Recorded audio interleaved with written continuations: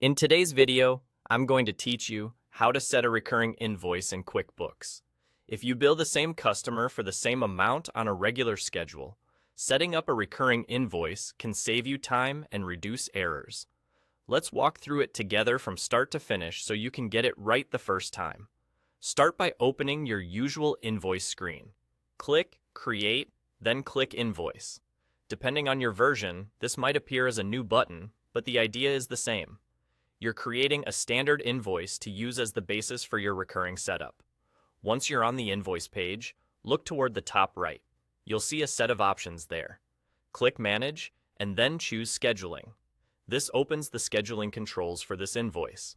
Now, turn on the recurring invoice option. The moment you toggle this on, QuickBooks will create a template for you. Think of the template as a saved set of instructions: who to bill, what to bill, and when to do it automatically. Give your template a clear name so you can recognize it later, especially if you plan to create more than one. Choose the template type that fits how you want it to behave.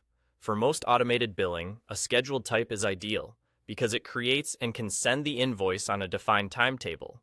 You'll also see a setting for how many days in advance to create the invoice. This controls how early the invoice is generated before its transaction or send date, which is helpful if you want time to review it. You'll find several template options worth considering. Sending the email automatically is great if you want hands-off billing. Just make sure the customer's email is accurate.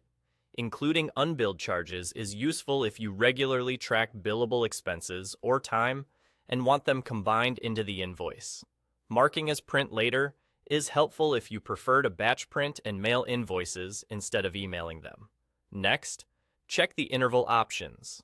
Choose how often you want this invoice to repeat: weekly, monthly, or on a custom schedule, and set the start date. If you need it to stop after a certain period, set an end date as well. Pay attention to the invoice date and due terms so the schedule aligns with your customer's expectations. When everything looks right, click Save Template. That's it. From now on, QuickBooks will follow your template and generate the invoice on the schedule you defined.